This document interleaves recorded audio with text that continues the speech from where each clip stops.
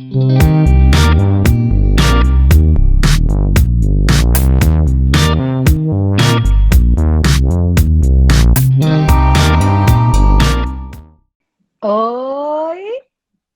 tudo Tudo bom, bem? Rodolfo? Tudo jóia, querido? Tá me ouvindo bem? Estou, né? Bom, Você tá bem? sim, tudo jóia. Como é que tá em Campinas? Tá tudo bem? Tudo jóia. Então, né, bem não tá, né? A gente É, tá. Agora a onda tá chegando aqui mais forte, né, da Covid. Parece que tá. O comércio tinha reaberto, agora já voltaram atrás de novo, porque viram que não funcionou, que não deu certo. E também agora o friozinho tá chegando por aqui, então é um período também mais crítico, né? é Então, verdade, verdade, né? Ô, Rodolfo, muito feliz de estar aqui com você, viu? Seja bem-vindo, né? Te obrigado, agra- obrigado. Te agradecer aqui pela tua disponibilidade, né, de estar aqui nessa live com a gente. Tem muita gente boa aqui querendo lhe escutar. A propaganda foi bem feita, viu? Mas você é muito querida aqui em Fortaleza, Que tá? bom, obrigado, obrigado. Todo E mundo aí, aí. Já tive algumas vezes aí, sempre foi muito divertido. Inclusive, né, uma vez que a gente foi no curso lá, que você ajudou também a organizar, sempre foi muito bem recebido aí. você é sempre bem-vindo aqui, viu? Então, assim, só posicionando para quem está chegando agora, né? A nossa live hoje vai ser sobre um tema que é a orientação profissional de carreira em tempos de distanciamento social, possibilidades para avaliação. Então, assim, para quem não me conhece, meu nome é Roberta, Roberta Cavalcante, as pessoas aqui me conhecem dessa forma, né? Eu sou psicóloga, tá, gente? Trabalho nessa área também de orientação profissional e carreira, né? E aí, boa noite para todo mundo. Espero que a gente tenha uma live bem legal. Tem gente que já está colocando aqui celebridade, viu? Viu, Rodolfo? E aí eu vou pedir um pouquinho para o Rodolfo se apresentar. E Rodolfo, eu queria que tu ficasse à vontade, né? Para tu se apresentar aí um pouquinho para quem está nos escutando. Tá joia. Bom, Roberto, agradeço, né, pelo convite, pela oportunidade de estar aqui compartilhando com você, enfim, algumas ideias. É, eu sei que aí no Ceará, né, e no Nordeste de forma geral, você é uma pessoa que é uma referência na área da orientação profissional também, acho que para muita gente, então tenho certeza que a audiência também é muito qualificada por conta, né, de toda a sua iniciativa e seu envolvimento com a área, né. Então, eu sou, como já foi apresentado, sou Rodolfo Ambiel, eu sou ex-presidente da BOP, né, até no ano passado, que nós fizemos o congresso pela primeira vez, em 25 anos, nós fizemos pela primeira vez o congresso aí na região Nordeste, que foi lá em Maceió.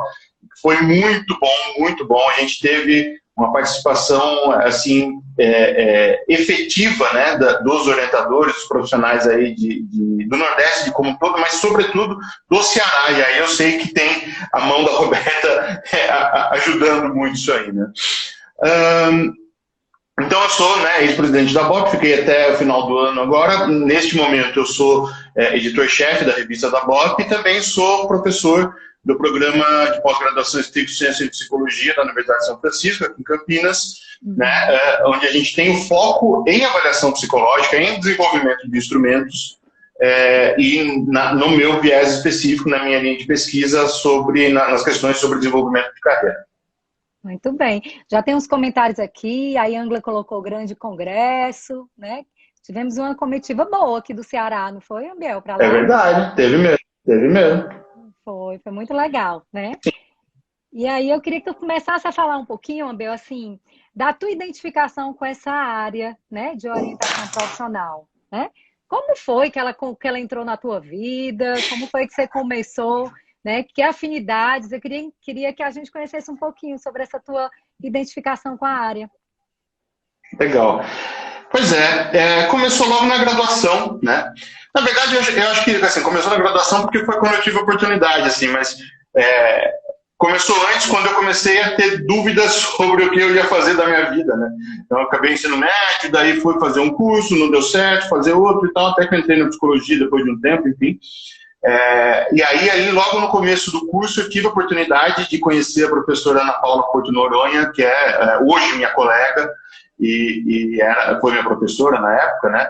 No acho que segundo ano da faculdade, e ela estava começando ali um projeto de construção de instrumento de interesses profissionais, né? E aí eu entrei como bolsista de iniciação científica naquele momento, trabalhando com ela, e isso me abriu assim muitas possibilidades tanto de entender né, a parte mais técnica ali dos instrumentos, né, que é o foco ali do programa, e também me aprofundar, né, na orientação profissional como um todo. Então foi por meio da ciência, foi por meio da pesquisa que eu me aproximei, né, da área da UP.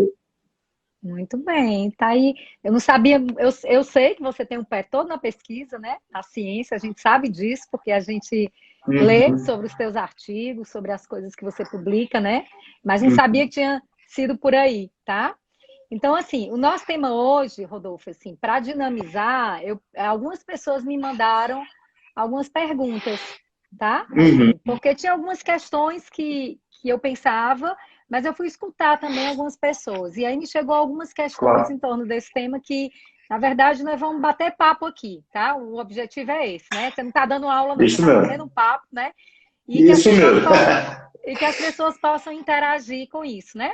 A gente sabe que, assim, tem crescido muito os atendimentos online, que não é só de agora. Eu acho que agora, com tudo que a gente está vivendo, isso ficou mais crescente, né? Mas, assim, já tem uma resolução, já há algum tempo atrás, né? Do psicólogo poder desenvolver um trabalho online, com práticas psicológicas, né? Online, a gente sabe disso, pelo Conselho Federal de Psicologia, mas que agora, nesse momento que a gente está vivendo com a Covid, isso acelerou, né? E muitas práticas estão sendo desenvolvidas, a gente sabe, no ambiente virtual, tá?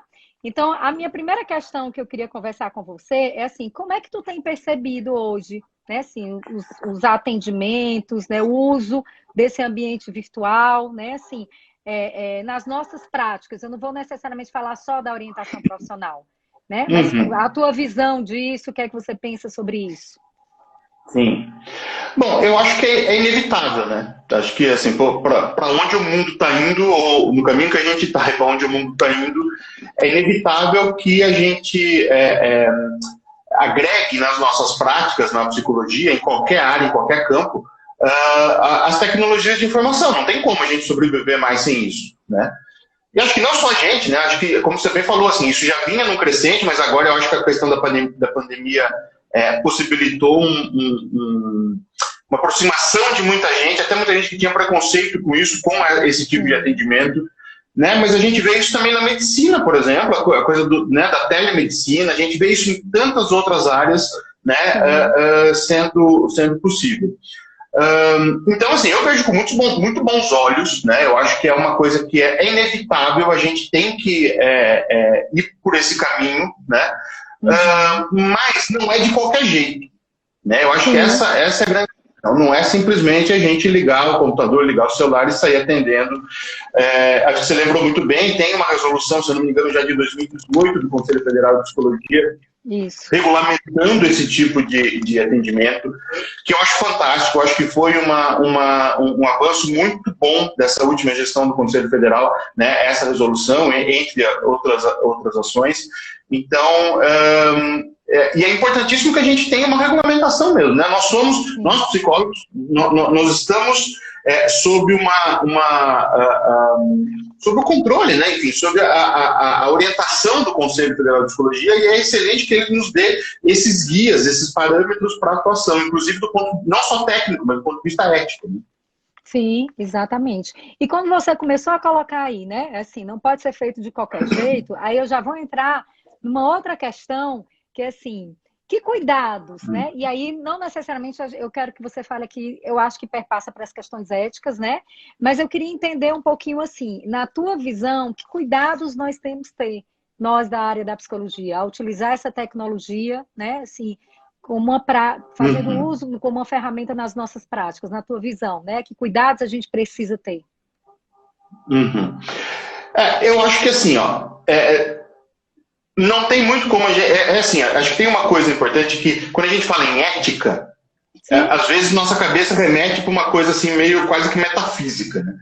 Mas, assim, ética que a gente está falando, assim, de um ponto de vista muito prático, né? Do tipo, nós somos regidos por um conselho, e esse conselho ele tem normas que a gente deve seguir. Essas normas não são aleatórias, né? Essas normas não são assim, que um belo dia alguém acorda e resolve escrever uma portaria, ou escrever uma resolução e tal. Não, isso tem uma questão técnica por trás, certo? Sim. E aí a gente passa a atuar de uma forma antiética à medida que a gente não respeita os limites técnicos, né? Então isso eu acho que é essencial.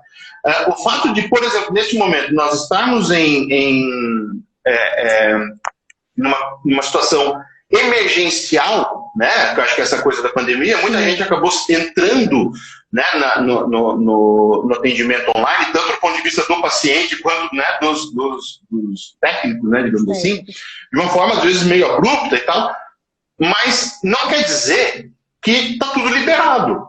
Sim. Né? A gente tem que ter muito cuidado de saber assim, olha, existem regras que são baseadas em conceitos técnicos, e essas regras elas são públicas, né? Então, por exemplo, quando a gente fala lá, né, do atendimento... então o Conselho Federal de Psicologia liberou atendimento online. Pois é, liberou, mas veja que existe uma série de protocolos, de regras, né, de situações, de registros específicos, de formatos, enfim, que precisam ser seguidos, né, para poder fazer. Você tem lá um cadastro específico para isso, que agora, claro, nesse período de pandemia foi facilitado, mas que ele é obrigatório, que ele é necessário, né? Eu acho que tem uma... Então, acho que os cuidados técnicos, assim, de forma geral, sem entrar na questão da avaliação aí especificamente, os cuidados técnicos, eles são éticos, né? Eles não se separam, as coisas não se separam. A gente precisa dessa... estar amparado por esses documentos, inclusive para o respaldo do nosso paciente, para o nosso respaldo também profissional. Então, acho que o principal cuidado a gente precisa saber o que a gente está fazendo. E para a gente saber o que está fazendo, a gente precisa ter informação, certo? A gente precisa ter informação muito clara, né? Isso. Eu concordo plenamente com o que você coloca, né? Realmente eu vi agora muitas pessoas buscando, pessoas que não faziam atendimento online e até resistiam, né, o atendimento online, e aí buscando, né, nesse momento agora, enfim, muita gente usando, a gente sabe disso, muitos profissionais usando. E aí, assim, vamos conversar um pouquinho na tua visão, quais são as vantagens e desvantagens, se a gente pode colocar assim, né, desses atendimentos online? O que você pensa sobre isso? Assim, ó, eu acho que vantagem é que ele permite acessibilidade, certo? Assim, às vezes, de novo, vamos fazer um recorte assim, não vamos nem falar, né, no mundo como era antes, vamos pensar no mundo como é hoje, que assim, sei lá quando que a gente vai sair dele, né? O fato é, nós não podemos sair das nossas casas, e os pacientes não podem sair das casas deles e nos encontrarmos no consultório, certo? Sim. Bom, então ótimo, a gente tem uma possibilidade de acesso, né? Ou então um paciente que mora num outro estado, às vezes num outro país, e que tem um atendimento que a gente consegue manter esse atendimento quando a pessoa viaja, coisa do tipo, ótimo, né? Acho que são muitas vantagens que a gente tem dessa questão do acesso, de que muitas vezes pessoas que não têm uma possibilidade, né, de estar nesses atendimentos ou de estar nesses serviços de uma maneira física, né, que esteja próximo ali deles e tal, e aí a gente consegue acessar, né, outras possibilidades, enfim. Agora, eu acho que assim, a principal desvantagem é a falta de contato, né? Assim, é um contato mediado por uma tela, mediado por uma câmera, é possível, eu acho que é totalmente possível a gente fazer um atendimento olho no olho, empático e né, com todos o rigor técnico, mas também o humano. É possível ser humano, né, ter um atendimento humanizado mesma situação. Acho que isso é perfeitamente possível. Mas é claro que o contato é diferente, né? A gente perde o dado da expressão corporal, pelo menos uma parte dessa informação, né? A gente... Da mesma forma, acho que isso também é interessante, né? Da mesma forma que o atendimento online ele permite acesso, mas também ele pode ser restritor de acesso, porque, por exemplo, nós sabemos hoje que, e eu acho que, de novo, essa situação de pandemia, para nós que lidamos com o ensino, eu acho que escancarou uma coisa que talvez passasse meio desapercebido para a gente no Brasil, que é a dificuldade de acesso que as pessoas têm à internet. Né? A gente vê isso na universidade, no ensino superior, quando a gente vai falar, não, a aula vai ser remota e vai ter exercícios, né, à distância e tal. Muitos alunos têm dificuldade de acesso à internet, de acesso à internet minimamente funcional. Né? Verdade. Então, ao mesmo tempo que permite acesso, também ele, de alguma maneira, pode restringir acesso, porque também ele vai depender vai depender, né, do acesso à internet, de ter um equipamento que suporte esse processo, enfim. Então, acho que são algumas questões. Eu acho que entre vantagens e desvantagens que a gente vai ter em qualquer situação, eu acho que é plenamente possível fazer um bom trabalho, né, com essa situação. Entendi. É interessante você estar colocando, porque eu já vi assim, muitos profissionais falando dessa questão do vínculo virtual, né? Às vezes, pacientes novos, quando você já está em atendimento no presencial e muda para o virtual, você já tem um vínculo com aquele paciente, né? Mas pacientes novos que estão chegando nesse momento, né? Então, eu escuto, às vezes, de alguns profissionais de psicologia, até conversando e trocando um pouquinho, essa questão até que ponto o vínculo virtual, né? Que se processa a partir desse ambiente virtual, como isso vai, né, ser estabelecido, né, nessa relação que vai se formando, né? Pois é. Agora, eu acho que tem uma vantagem, né? A gente que trabalha com orientação profissional e muitas vezes atende adolescentes, eles já estão muito acostumados com esse tipo de relação virtual, né? Esse tipo de relacionamento virtual, de formar vínculos. Eu acho que isso é claro, precisa sim de uma atenção, óbvio, né, o tempo todo, mas eu acho que para gente que trabalha com adolescentes, eu acho que é menos para eles, talvez seja mais problemático para a gente do que para eles. Para eles acho que tiram isso de verdade. Eu concordo plenamente com você. Assim, os meus pacientes que tiveram resistência foram os adultos, né? Os jovens praticamente não. Assim, se adaptam de uma forma e já faz parte, né? Eles assistem aula no celular, já está fazendo parte da vida deles, né? Tem até comentários. Tem uns comentários aqui que, assim, né? Vamos ver aqui o que o pessoal está colocando. Tem gente falando do atendimento, né, online, que fluiu muito bem, né? Assim, é desafiador, né? Mas que, de certa forma, é algo que vem acontecendo, né? Que está diluindo bem, pelo que estão colocando aqui. Na minha experiência com o OP, a pandemia foi muito mais positiva, né? A agenda aumentou. Eu acho que tem uma questão também... Eu não sei se o Rodolfo acha isso, mas assim, o que é que eu tenho percebido? O trânsito na nossa cidade cada vez está ficando caótico, né? Então, assim, os jovens têm dito isso para mim. Olha, fazer um atendimento online no meu quarto, em que eu não preciso me desgastar saindo de casa, em que eu estou no meu conforto, né? Assim, está sendo maravilhoso. Eu tenho escutado muito isso, sabe, Biel? De novo, né? Tudo tem vantagens e desvantagens. Assim, eu acho que quem já era meio sedentário ficou ainda mais sedentário e quem era mais ativo está tendo alguma dificuldade com isso. Mas é verdade, assim, a gente tem uma coisa prática do trânsito nas grandes cidades que é um negócio que, de fato, impossibilita. Hoje eu participei de uma reunião com o pessoal da CAPES, né, de manhã, e o Gerson, que é o coordenador da área, ele lembrou uma coisa importante, assim, que nessas reuniões virtuais que a gente tem, acho que aí vale os atendimentos também, a gente é muito mais pontual, né? A gente fala que vai começar a reunião às 10, começa às 10. Se é pessoalmente, a gente nunca vai começar às 10, porque às 10 a gente ainda está acabando de tomar um cafezinho, aí a gente vai tomar uma água, aí vai no banheiro, aí fica aquela última conversinha que tem ali antes de entrar. Agora no virtual não, né? A gente consegue estabelecer. É claro que você não garante, numa situação de uma reunião que tem várias pessoas, você não garante que todo mundo que está online na hora certa está ali atento ao que está acontecendo. Mas é possível começar a programação, né, de uma forma maior. Então, acho que uma vantagens e desvantagens sempre. É verdade. Bom, a gente daqui a pouco vai entrar num tema que eu já estou vendo todo mundo colocando aqui, que é essa questão dos recursos, né? que é o mais polêmico, né? Assim, é a questão para a nossa área. Vamos falar um pouquinho assim, na nossa área, tá? De orientação profissional, de avaliação nessa área, né? Assim, quais são os maiores desafios que você acha nesse atendimento online? São muitos, assim. Eu acho que pensando na orientação profissional, né, como um todo, mas assim, pensando especificamente na questão da avaliação, eu acho que a gente tem uma dificuldade, e essa não é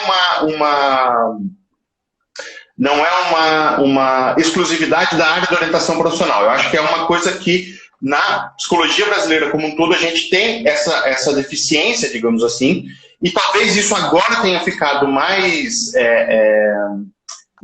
exposto, mais explícito por conta, de novo, da situação que a gente está vivendo, né? Mas a gente tem uma dificuldade muito grande que ainda a grande maioria dos instrumentos, por exemplo, de avaliação que a gente tem no Brasil, eles são no formato lápis e papel, certo? Eles são no formato, não vou nem dizer presencial, ele é no formato lápis e papel, né? Eu sempre costumo brincar nos cursos que eu dou, que assim, a maioria dos testes brasileiros, eles usam uma altíssima tecnologia, que é aquela história do crivo em papel, em plástico transparente, sabe? Assim, tecnologia, né, de alto nível. Para corrigir o teste, você coloca aquele plástico assim, todo rasgadinho ali no lugar onde quer, para você saber quais itens são de qual fator e tal. Assim, é obsoleto, certo? É obsoleto. E aí, quando a gente vem para uma situação como essa que a gente está, que de repente ninguém se planejou muito para isso, a gente vê o quanto que a gente fica a pé, né, de instrumentos, de recursos que possam ser utilizados. Vejam que não é... Acho que tem uma diferença importante, assim, não é um instrumento informatizado, é um instrumento de aplicação remota. Uhum. E acho que é uma diferença conceitual importantíssima. E isso a gente é ainda mais carente do que instrumentos informatizados, assim, que tenham a possibilidade de ser informatizados. É verdade, né? E essa é uma questão que tem muitos profissionais de psicologia pensado assim, e aí, né? Como lidar com essa situação? O que é que a gente faz nesse contexto, então, né? O que é que a gente usa, né? Assim, o que é que a gente pode usar? Porque realmente isso aí que você está colocando é uma realidade, né? E nós que trabalhamos nessa área, precisamos trabalhar e precisamos fazer e ter intervenções junto a esses jovens que estão nos solicitando e as pessoas adultas também, né? Então, assim, o que é que você sugere? Né? Assim, o que é que vamos pensar junto aqui? O que é que a gente pode compartilhar com as pessoas, né, que estão escutando? Que com certeza muitos delas trabalham nessa área, né? Sim. A gente tem que estudar. Tem um comentário bem aqui, ó. Mas hoje mesmo estava olhando no SATEPSE, há 21 testes informatizados de aplicação e correção remotas. Isso. Então, mas eu acho que não era... Eu vou explicar daqui a pouquinho. Eu acho que esse número foi muito otimista. Ele não é tudo isso, não.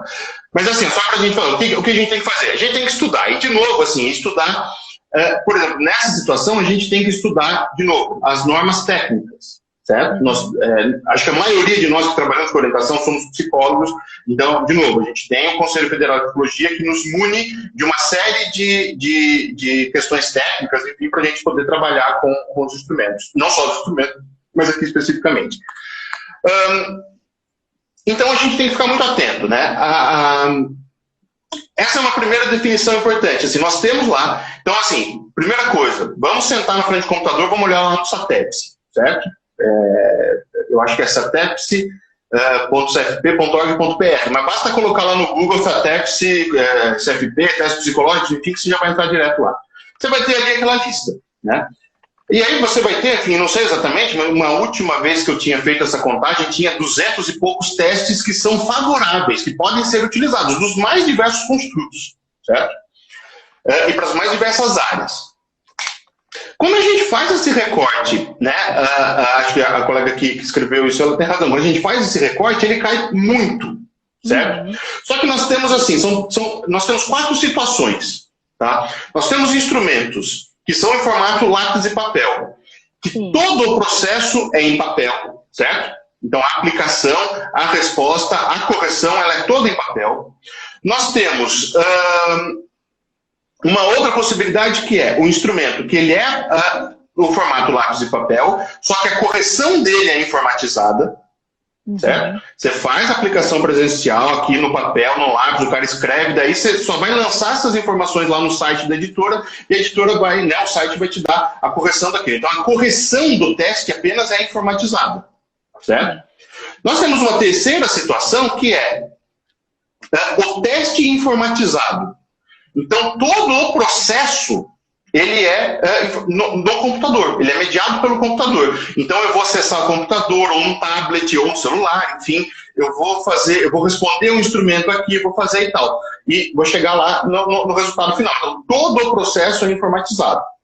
E tem ainda uma quarta situação, que é o que nos interessa aqui, que são os instrumentos de aplicação remota, certo? Que é, eu aqui em Campinas posso aplicar em você, Roberta, em Fortaleza, certo?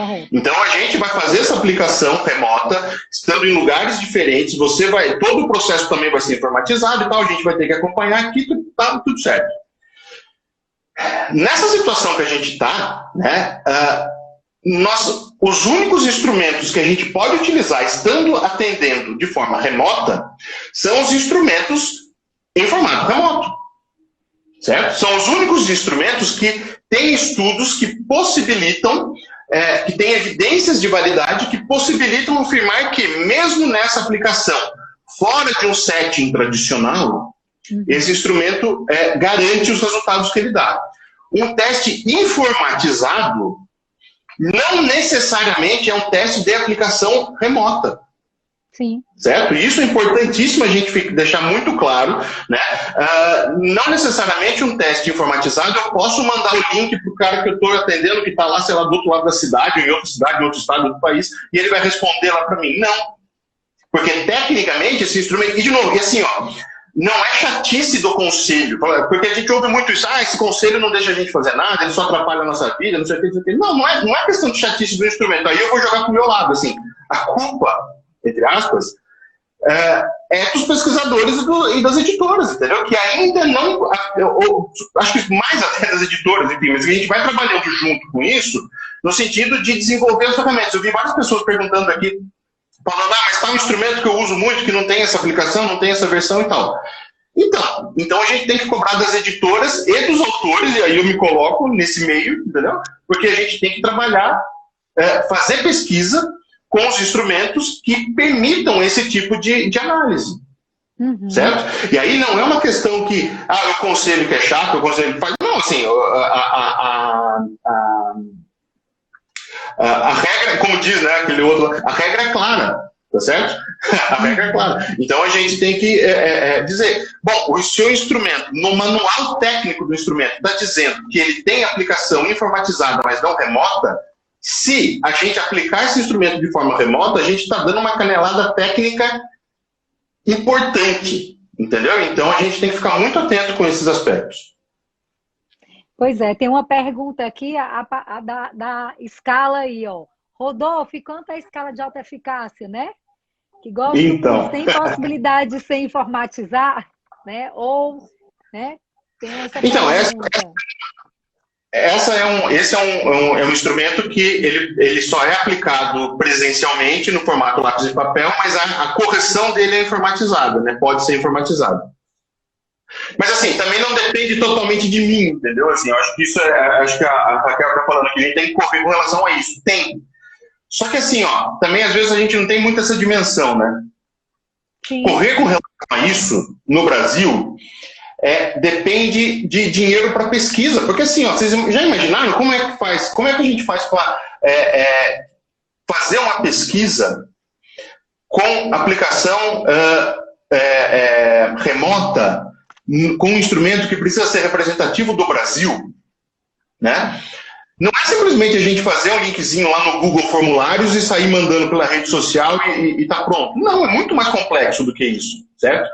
Só que aí daí também nós pesquisadores estamos submetidos a uma situação bastante complicada, né? E sobretudo neste momento, e parece que o cenário daqui para frente vai ser pior, que assim, cortes importantíssimos no financiamento da pesquisa, entendeu? Então, assim, essas coisas estão todas interligadas. Às vezes a gente não tem muito essa noção, mas tudo isso está interligado, né? Então, assim, eu adoraria ter a escala de alta eficácia totalmente de aplicação remota, Mas, para fazer isso, não depende só da minha vontade, entendeu? Se depender da minha vontade, estava tudo feito. Mas a gente tem que ir fazendo aos poucos. Aí a editora tem que comprar essa ideia se a gente não tiver, né, um apoio de alguma outra forma. A gente precisa investir cada vez mais nisso, com certeza, né? Enfim, então acho que isso é importante a gente deixar claro que tem a coisa é muito mais complexa, né? Assim, não depende só da nossa boa vontade de fazer. É verdade, né? E aí, levando em conta essa questão, como coloca, né, do tempo, a gente sabe que tudo isso leva tempo, né, da noite para o dia, né? Isso aí, Angela. Então, e aí eu fico pensando aqui, né?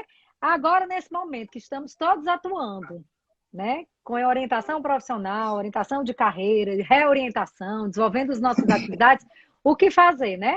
Eu recebo muitos profissionais, Isso, né, dizendo assim, que adaptações, o que é que nós podemos fazer, né, para ajudar as pessoas, né, nesse ambiente aqui.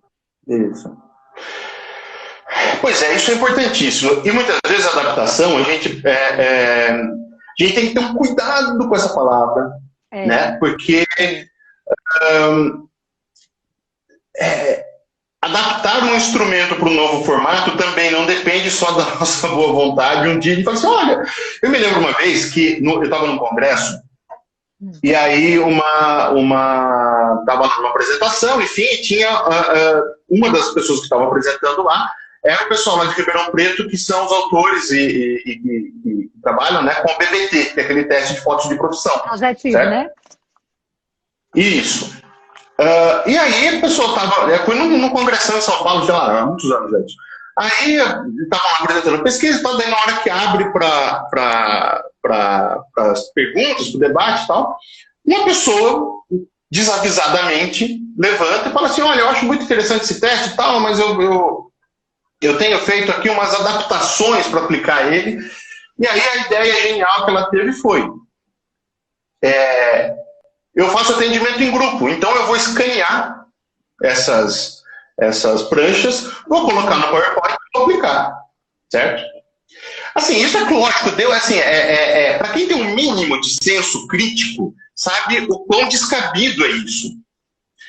É claro que a gente sabe que tem muita gente que faz, infelizmente, não só com esse instrumento, com vários outros, que tira xerox para aplicar, aquela coisa que a gente sabe. Mas assim, tem um mínimo de senso crítico, a gente sabe o quanto que isso é descabido, fazer uma coisa dessa. E ali, assim, a pessoa teve um baita de um azar ainda, tipo, as autoras do instrumento estavam ali, aí a coisa ficou um pouco mais complicada para ela. Mas não é tão simples assim o processo, né? Não é tão simples assim a gente simplesmente adaptar para um formato. Então eu não posso fazer, então eu vou digitar os itens desse instrumento e vou mandar para a pessoa fazer e depois ela me manda.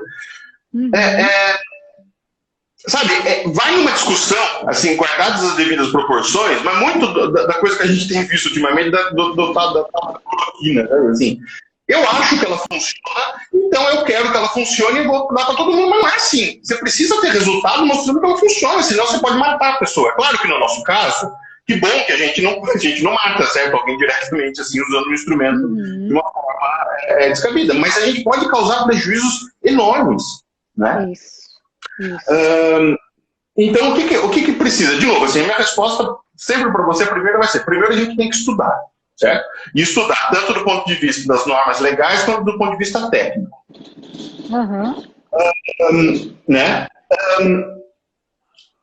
E a gente precisa ser, a partir disso que a gente estuda, a gente precisa ser criativo. Então, por exemplo, alguém falou aqui, né, em algum momento, de que, por exemplo, usa um instrumento de interesses, que esse instrumento de interesses ele não pode mais ser utilizado. Nenhum instrumento de interesses que a gente tem hoje no Brasil, disponíveis, possíveis de ser aplicados, nenhum instrumento que avalie interesses tem aplicação remota. Certo? Acho que alguém comentou a questão do HumanGuide, acho que é um dos instrumentos que podem ser aplicados de forma remota, que se você procurar lá no Satex, é um dos 4 instrumentos que aparecem remota, embora ele não seja exatamente de interesse, mas enfim, mas tem ali uma relação, é um dos poucos instrumentos que podem ser utilizados, mas a gente tem que ser criativo, certo? Porque, afinal de contas, as avaliações de interesse ainda precisam ser feitas, certo? E aí, juntando criatividade e estudo, né, a gente vai chegar, por exemplo, a uma situação que é assim, pouca gente sabe, pouca gente conhece ainda, mas, por exemplo, lá no site da BOP, tem disponível, certo, para utilização, o Minha História de Carreira, que é um instrumento baseado né? Mark Savickas, isso, que ele está lá. Isso. É um modelo de entrevista. Eu tinha até visto aqui, acho que a Cláudia Sampaio estava aqui online, não sei se ela está aí ainda, mas que ela é uma das pessoas que fizeram a adaptação do Brasil. E ali nesse instrumento, ele tem uma das perguntas, certo? De novo, é uma entrevista, certo? É um modelo de entrevista. Isso. Uma das perguntas possibilita que a gente acesse, que a gente ajude o adolescente, a pessoa que estiver, enfim, passando pela orientação, a ter um pouco mais de clareza sobre os seus interesses. Né? Ou seja, é possível. Né? E vejam, que isso tecnicamente, né, qual que é a importância disso? Se a gente pega a resolução, se eu não me engano, 09 de 2018 do Conselho Federal, que fala sobre o processo de avaliação psicológica, eles vão falar para a gente que existem algumas fontes fundamentais de informação, certo? Essas fontes fundamentais de informação no processo de avaliação psicológica são testes psicológicos, análises funcionais de comportamento e entrevista, certo? Ou seja, as entrevistas, quando bem feitas, quando bem estruturadas, quando bem... Quando usadas com intencionalidade, elas são instrumentos fundamentais de avaliação psicológica. Tá certo? Então, a gente consegue não exatamente adaptar o instrumento para aquilo, mas a gente vai conseguir pensar, por exemplo, no roteiro de entrevistas, certo? No roteiro de perguntas, que nos possibilite chegar naquela informação que a gente quer, certo? Vai possibilitar que a gente pense em outras... Nossa, acho que tem alguém... Tem alguém... Estão fazendo alguns comentários aqui, mas pode continuar teu raciocínio, eu pego já. Sim, não, tranquilo. Mas é isso, acho que assim, do ponto de vista técnico, a gente precisa, ao estudar, né, ao nos aprofundarmos nesses aspectos, a gente vai ter uma série de outras possibilidades e a gente vai nos permitir ser criativos dentro do que a técnica permite, porque também, assim, a gente pode ser criativo e aí vem aquelas coisas do além, entendeu? Sim. Que não é assim também, entendeu? Assim, você tem que ter uma intencionalidade. Você lembra que no curso que a gente fez aí em Fortaleza, essa era a minha palavra de ordem ali, assim, a gente tem que ter intencionalidade, tem que ter clareza de onde a gente quer chegar com cada ação que a gente vai fazer, certo? Isso. Então, a partir do momento que a gente usa uma técnica ou adapta um roteiro de perguntas ou cria um roteiro de perguntas que nos permite acessar um construto, uma certa variável, né? Isso vai, desde que usado de uma maneira intencional, isso vai trazer alguns resultados também possíveis. Vai ser igual aplicar um teste? Não, não vai. Mas a gente está no momento em que não dá para aplicar um teste, então vamos fazer o que dá. É isso mesmo. Tem uns comentários aqui que é o seguinte, ó. É importante valorizar entrevistas, narrativas ou os exercícios de apoio, né? E eu acho interessante você estar colocando, porque assim, me preocupa muito, e na nossa área da orientação profissional, isso é muito evidente, né? A busca incessantemente de técnicas, de ferramentas.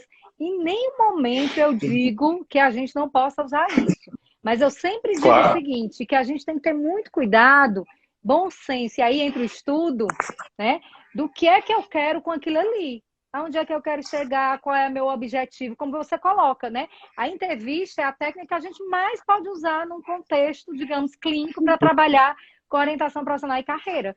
Né? E aí, quando você diz assim, um roteiro bem feito, mas que tem uma intenção, que tem um propósito, que tem um objetivo, eu sei qual é o meu objetivo que eu tenho ali, né? Mas muitas vezes o que eu vejo são as pessoas buscando, e aí eu vou ser bem direto, sabe, Rodolfo? Bem direta mesmo aqui, algo rápido, prático, né? Assim, que não me demora.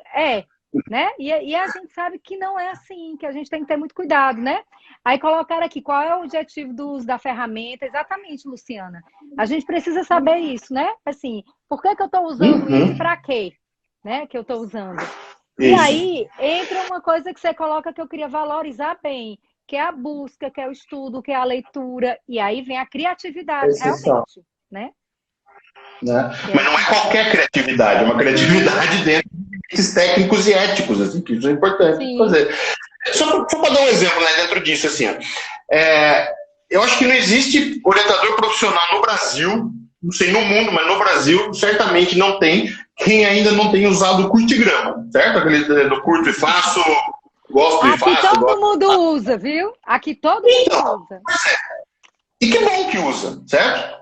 Mas, de novo, a questão assim, de novo, naquela linha que você estava falando, né, não tem nenhum problema em usar técnicas dessa forma, que são menos estruturadas, são menos padronizadas e tal, mas são técnicas intuitivas, são técnicas baratas, são técnicas que são possíveis de ser feitas, inclusive, de forma remota, enfim.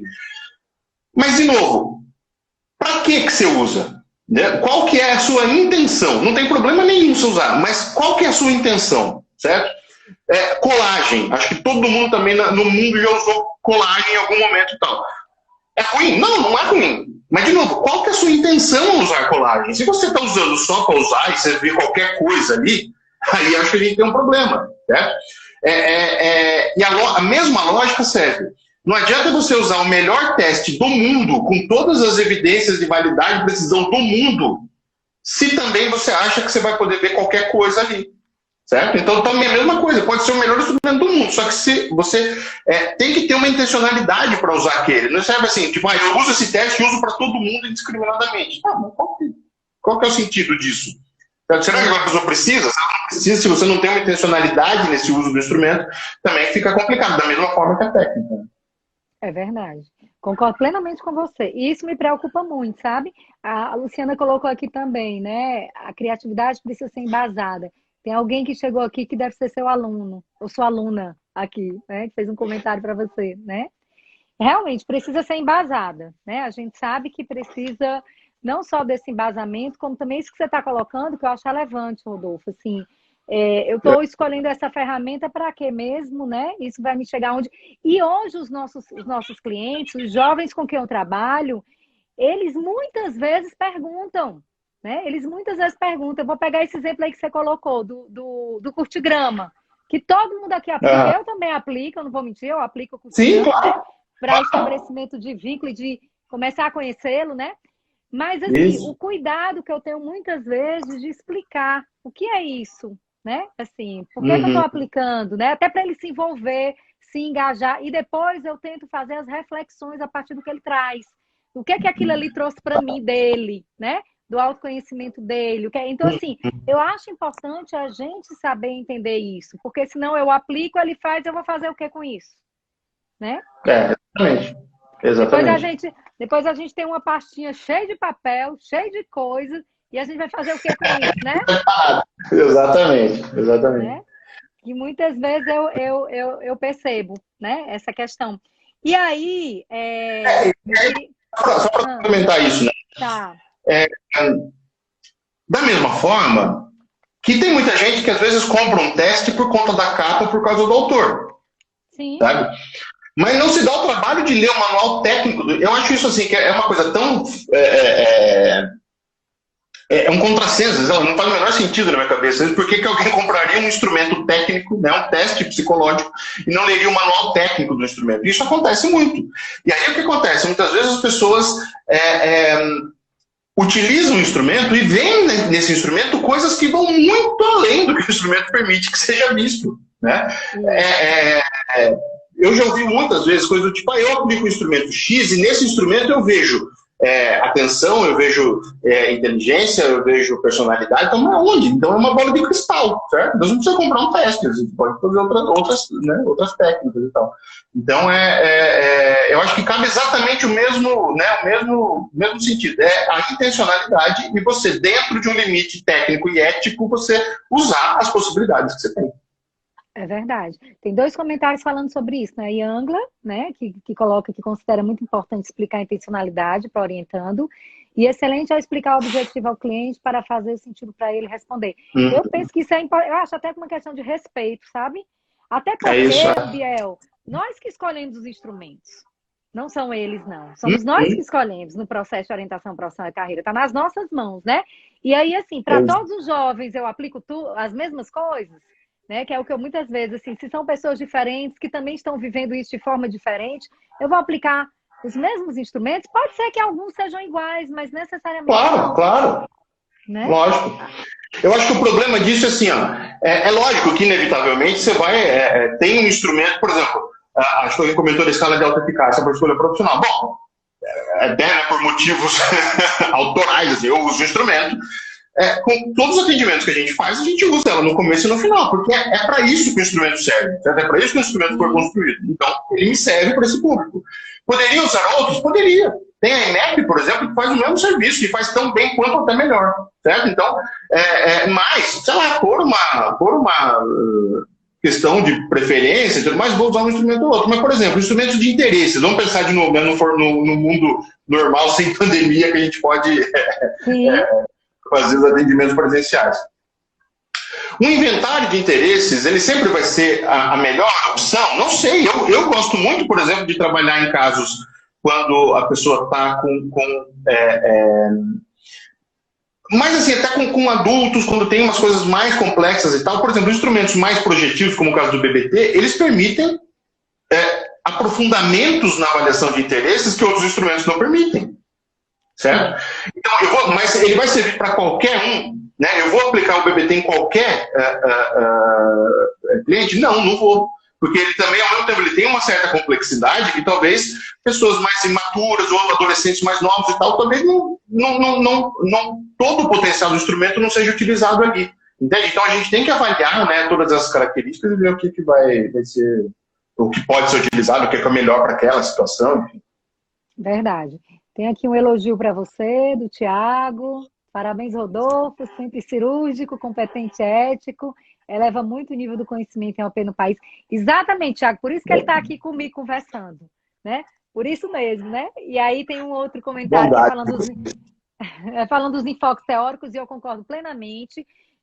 Uma das coisas que me incomoda muito, e aí eu digo, não só como profissional, mas como professora, é justamente a falta disso, né? As pessoas buscam tanto ferramentas e técnicas, o que fazer, que não estuda, né? Que pouco, muitas vezes, dá importância a esse enfoque teórico, aos modelos teóricos, ao instrumento, a essa parte da articulação teórica, a gente sabe que isso é tão importante, né? Na nossa prática para nortear, né? Em que a gente acredita. Às vezes eu faço perguntas simples para determinados profissionais, que é assim, quais são os modelos teóricos que perpassam a tua prática profissional na área de orientação profissional e carreira? Menina, assim, chega em casa, né? Então, assim, é o estudo. Mas, ó, Roberta, você tocou num ponto super importante, assim, ó. Eu acho que até te mandei o link em algum momento. Agora, acho que umas 2 semanas atrás saiu a última edição da revista da BOP, tá disponível lá no revista da BOP, Revista Brasileira de Orientação Profissional no Google, tá, que vocês vão achar. Lá tem um artigo que eu fiz com o Leonardo Barros, que eu também acho que estava online em algum momento, foi me orientando no doutorado, hoje professor lá da UFBA, e com a professora Ana Paula, de Porto Noronha, que nós fizemos uma pesquisa exatamente com, se não me falha a memória, cerca de 80 orientadores profissionais com as pesquisas, e uma das perguntas que a gente fez foi essa. Certo? Assim, qual o seu embasamento teórico, qual a linha teórica que você assume nos seus atendimentos, enfim, era uma coisa assim. E apareceram coisas, assim, muito... as pessoas não tendo uma clareza, na verdade, as pessoas confundindo autores, que muitas vezes são autores de um instrumento, alguma coisa do tipo, com modelos teóricos. Com enfoques teóricos. Com enfoque teórico, e acho que isso assim, é uma falta de clareza até assim, do ponto de vista técnico, do ponto de vista conceitual, do ponto de vista teórico, se a pessoa não tem uma clareza, né? Ou se é uma pessoa que segue alguém pelo nome, sendo personalista, assim. Então acho que é muito difícil a gente pensar nessas coisas, assim, né? De não ter... essa pergunta é ótima, se a pessoa não tem clareza sobre qual é seu enfoque teórico numa atuação, é claro que assim, ninguém está falando que você precisa ser extremamente rico, né? Mas você precisa conhecer. Assim, acho que a gente tem uma coisa na área da orientação profissional que, assim, nós somos uma área autônoma do ponto de vista técnico e teórico, certo?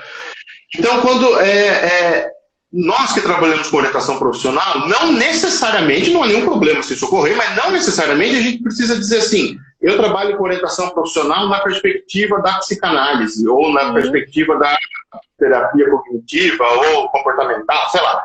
Assim, é uma área que independe das grandes abordagens clássicas da psicologia.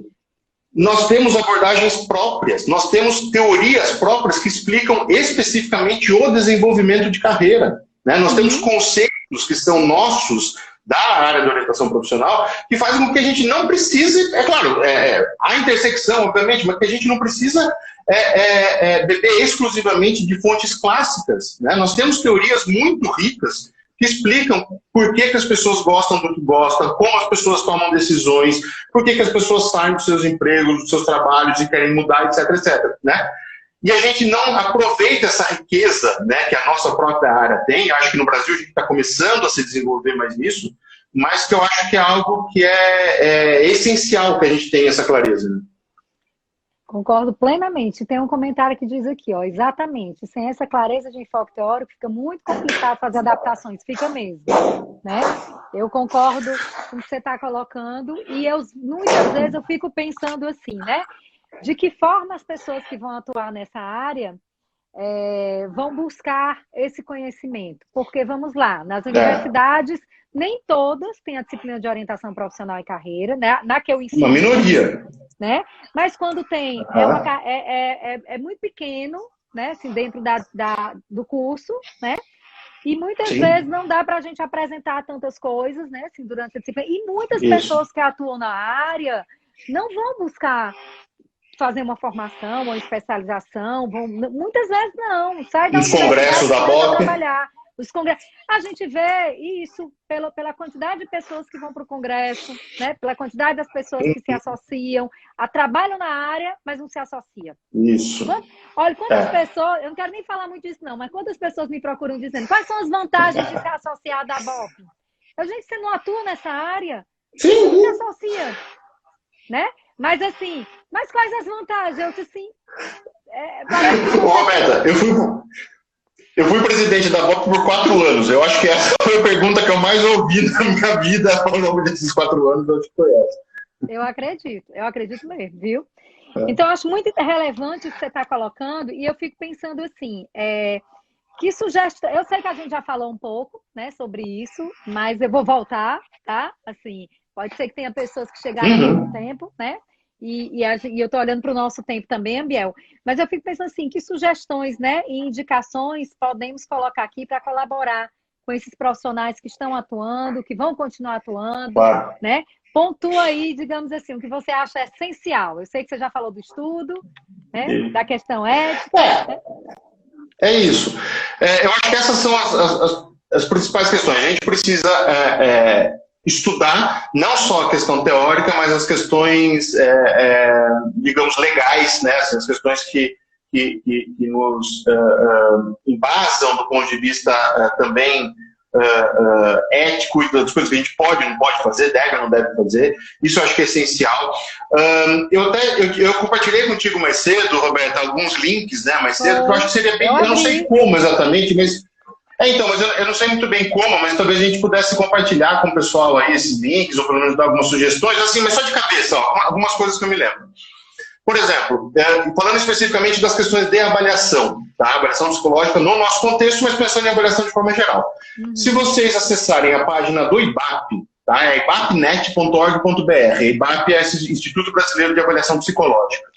Eles fizeram, né, por ser a entidade que cuida das questões, uma delas que cuida das questões de avaliação psicológica no Brasil, eles fizeram logo na página inicial deles, assim, uma coletânea com vários links, com várias informações sobre a questão da avaliação psicológica nesses tempos de pandemia, possibilidades e tudo mais. Tá?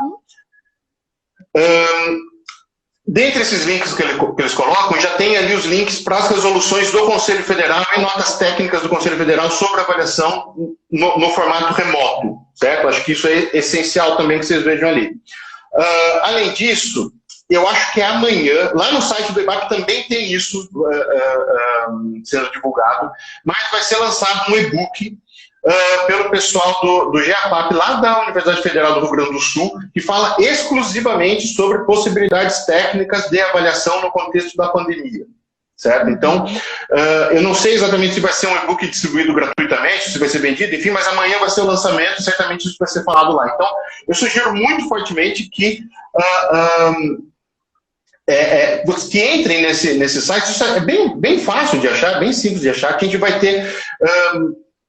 meio que, assim, a gente tem algumas coisas produzidas, mas que estão sendo produzidas, né? Um pouco daquela sensação de trocar o pneu com o carro andando, sabe? Porque, claro, assim, foi todo mundo pego de surpresa, demorou um pouco para a gente reagir. Tem gente falando, o site é IBAP.net, né? IBAP.net, tudo junto, .org.br, certo? Se colocar no Google Instituto Brasileiro de Avaliação Psicológica, também vocês chegam lá rapidinho. Certo? Site no IBAP, isso mesmo. Se alguém puder colocar o link aí, enfim, não sei. Eu já estou me bananando todo, hoje eu inventei de usar esse rádio, esse foninho de ouvido aqui, ele está caindo toda hora, se eu for tentar escrever aqui, é aí que eu derrubo tudo, né? Então, enfim. Aí, obrigado, Solange colocou, é isso mesmo. Então, eu acho que a sugestão é essa, assim, não tem outra saída, sabe? A gente tem que estudar, não tem solução mágica, não tem receita de bolo pronta, não tem... não tem como, não vai cair no colo a solução. Se a gente não for estudar, se a gente não for atrás, né? E não adianta ficar colocando a culpa também, mas o conselho não faz, mas a BOP não faz, não sei o que tá, não. A gente tem que estudar. O que tem tá aí, tá todo mundo todo mundo no mesmo mar, a gente não tá no mesmo barco, mas tá todo mundo no mesmo mar. E acho que a questão é, a gente tem que estudar, não tem muito como sair disso. E tem aqui uma observaçãozinha que eu concordo plenamente, que diz assim: percebo que muitos profissionais psicólogos acreditam que a atuação, né, a orientação profissional e carreira é muito simples, que apenas a graduação de psicologia é suficiente. Muitos, né? Muitos não querem investir, muitos, né? E assim, eu não digo nem só, né, profissionais, mas durante muito tempo eu vi essa área, quando eu dizia que eu atuava nessa área, eu era vista com um olhar assim diferente, como quem diz assim, é uma área de menos-valia na psicologia, né? É uma área que, durante muito tempo, eu percebi assim, que ela não era valorizada pelos profissionais de psicologia, né? Você só faz teste vocacional. E ainda tem hoje ainda tem essa visão aí, né, do teste vocacional muito forte. Ainda hoje a gente encontra isso, né, Ambiel? Mas, assim, eu concordo, né, com essa observação aqui. Acho que nós que trabalhamos na área, nós profissionais, pesquisadores, né, professores que atuam na universidade, eu acho que a gente precisa cada vez mais, né, se integrar. Eu acho que o Brasil ele é enorme, né? Durante muito tempo aqui no Ceará eu me sentia sozinha, né? Até no Nordeste, mas hoje não. A gente tem muitos profissionais aqui em Fortaleza, no Ceará e no Nordeste, né? E aí fica um convite aqui, se alguém está por aí, o Ambiel já me viu falar nisso. Que bom que a BOP veio para o Nordeste, que ela possa estar sempre em regiões diferentes, né? E até vir mais vezes para o Nordeste. Eu acho que isso é importante. Nós temos muita gente trabalhando aqui. Você viu quando você veio dar o curso aqui, né? Tem muita gente que estuda, que quer fazer um trabalho sério, né? Que eu mesmo percebo isso, né? Que tem essa vontade de estudar, tá? E aí muita gente agradecendo aqui, viu, Ambiel, né? Pela tua live. Você quer terminar? Quer colocar alguma coisa mais? Não, só tem que agradecer todo mundo aí. Estou vendo vários nomes conhecidos aí, a Mara, a Flávia, um monte de gente que... por também, o pessoal fica agradecendo, fica elogiando, porque tem muito amigo aí, sabe? Daí o pessoal fica puxando a sardinha e tal, a Kate aí e tal. Mas obrigado, viu, Roberta, pelo espaço aí. Eu acho que é super importante isso que você está fazendo. Você tem um público aí super bacana. E é sempre bom a gente trocar ideia, né, também, sobre a nossa prática. Eu que agradeço.